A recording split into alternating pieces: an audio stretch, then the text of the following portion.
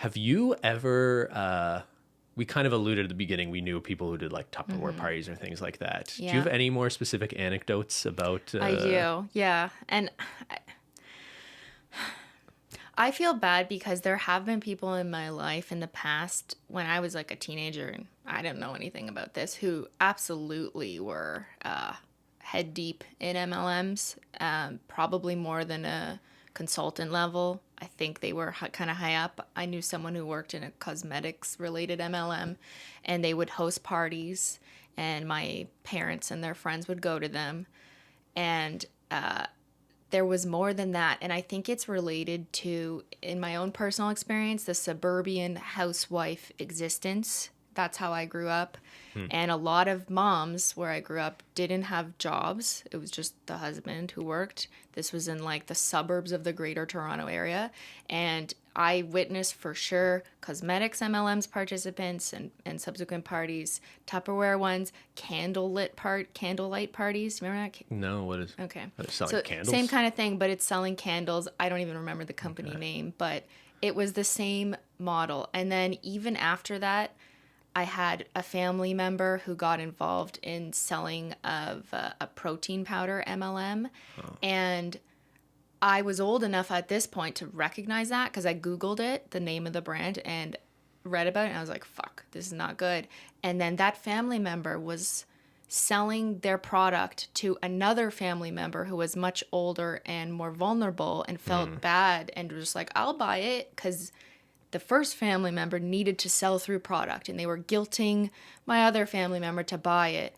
And that's when I really learned about MLMs, when I started like researching it, because I'm like, something is fucked up here. Yeah. And I was trying to warn my older family member, but they're vulnerable and they just like, they bought it. And then I tried to tell the seller family member and they didn't want to hear it. Yeah, that's a tough situation. It's hard to know what to do there. And actually, so that's a good example about how this isn't just all about vulnerable women, for example. Because in the sports nutrition space, let's say, I think that's where you have more men sort of getting into these types of schemes. And actually, my only personal experience with anything close to this is that it's when we were seeing a trainer some years ago, when you were first getting into weightlifting, I had just sort of casually mentioned to the guy, like, a bit of a health kick. I was like, I wanted to start like taking some supplements, multivitamins, things like that. Even though like most people, like, you probably don't need most of what you're getting out of a multivitamin unless you're like low on vitamin D or something specific like that, right? Anyway, I'm not going to go on a rant about supplements, but he sort of casually mentioned like, oh, hey, like I'm friends with someone who owns a business that sells like these multivitamins, but they're like better than the ones you get at the grocery store because I think the pitch was like they're from natural sources. Like they get the nutrition straight from raspberries in fruits the capsule and vegetables as opposed to the more artificially created multivitamins. I've no idea about the veracity or if there's any truth to that at all. And anyway, so I just sort of very casually like, okay, I'm gonna go buy a bottle of multivitamins. I'll buy it from you. So I did. And then I remember like reading the label and there was something on there that made me not want to ever take them.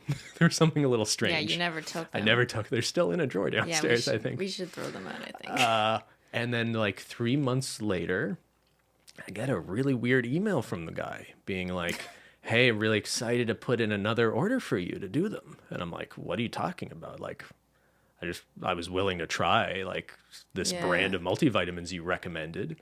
And he basically said like, oh, I'm worried about losing you as a client. And I'm like, it's that manipulative language. I had no idea what he had thought this was something that I definitely didn't. It was really weird. But yeah, it was absolutely the same thing. And hey, maybe he totally believes in the product. I'm not necessarily thinking he was trying to scam me. But yeah, the feeling of him coming back being like, oh, I thought you would be a customer of mine and you'd stay on it. And the whole thing was pretty gross. Yeah.